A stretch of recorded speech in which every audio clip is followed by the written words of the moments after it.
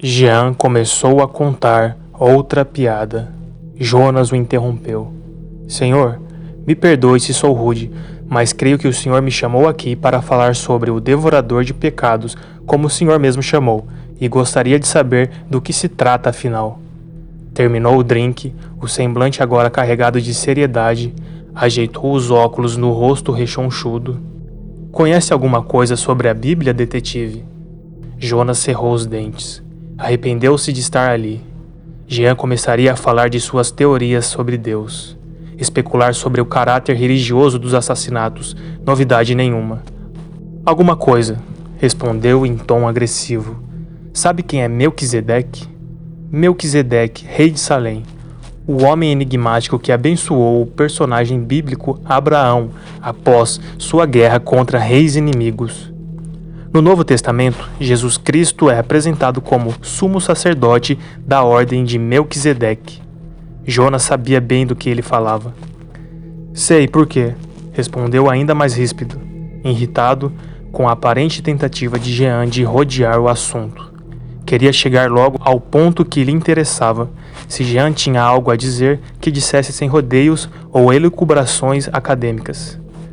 No capítulo 14 do livro de Gênesis, Abraão volta de uma guerra na qual havia se metido para libertar seu parente chamado Ló.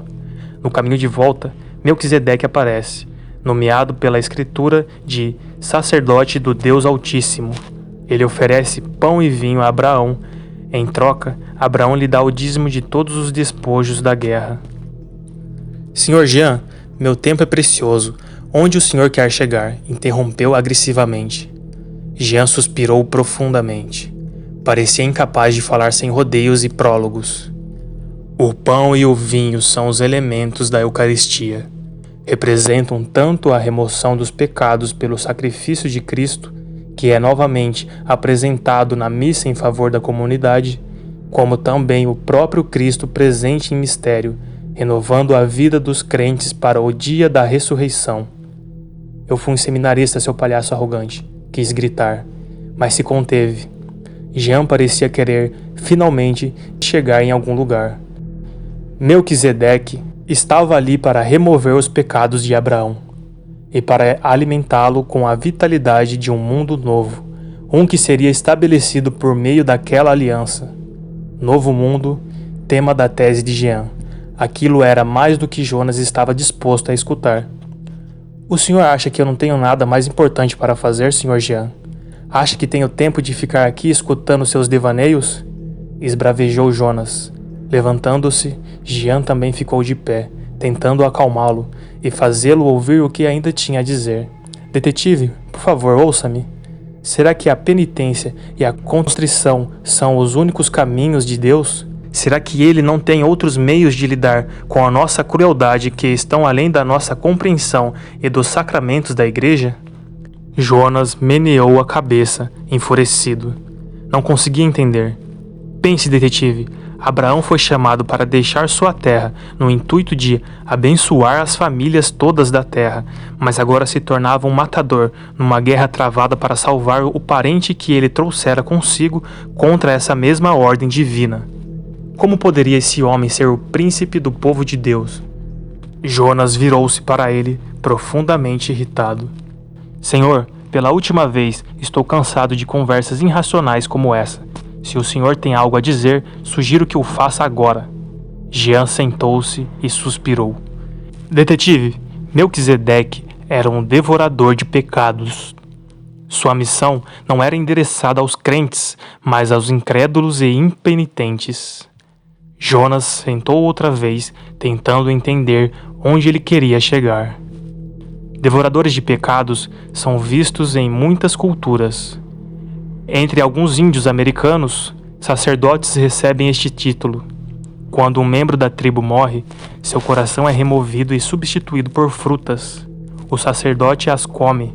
Ao fazê-lo, ele assume simbolicamente os pecados da pessoa, libertando sua alma. E existem ainda lendas sobre um curandeiro enigmático que... O senhor acredita que esse matador pensa estar salvando suas vítimas? Perguntou Jonas. Detetive, eu lhe respondo com uma outra pergunta. E se ele estiver mesmo? Jonas sorriu debochadamente. Talvez tivesse razão em suspeitar de Jean. Não sou um homem religioso, detetive. Sei bem o que pensar sobre Deus, sobre o paraíso ou coisas do gênero. Não quero justificar esses crimes de maneira nenhuma.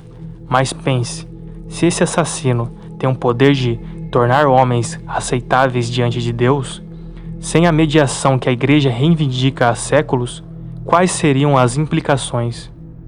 Jonas sabia onde Jean queria chegar.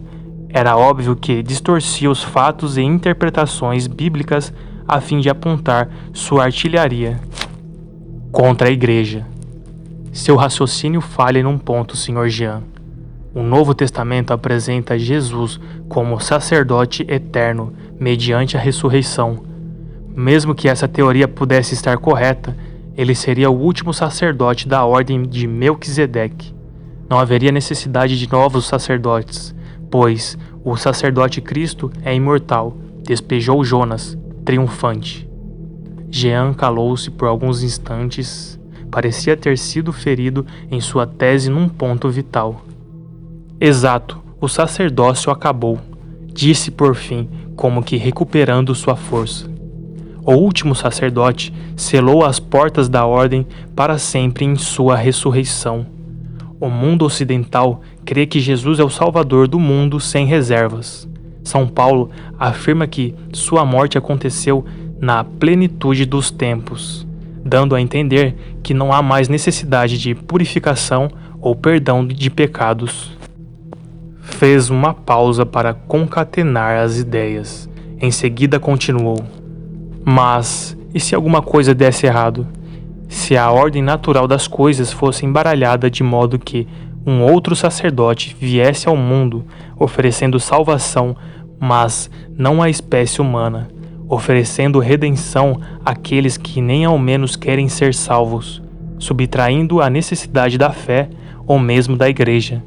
Um redentor rebelde, fora dos padrões, oferecendo socorro aos eternamente proscritos. Já que o último sacrifício de si mesmo foi oferecido, este novo sacerdote não seria um manso cordeiro. É bem possível que ele fosse o crucificador do mundo. As palavras de Jean fizeram os cabelos da nuca de Jonas se eriçarem. Lembrou-se do sonho com a mulher de negro. O anticristo? Perguntou, tentando entender algo que Jean tentava dizer. Não, disse Jean, sorrindo e acenando como se Jonas houvesse dito uma grande baboseira. Não há nascimento sem destruição. De qualquer modo, essa criatura seria inexplicável, uma força rebelde e incontrolável. Um rombo na ordem estabelecida por Deus e confiada à Igreja. Um casuísta como jamais se viu antes, mudando para sempre aquilo que sabemos sobre a vida e morte, desenterrando sentidos perdidos na nossa própria história.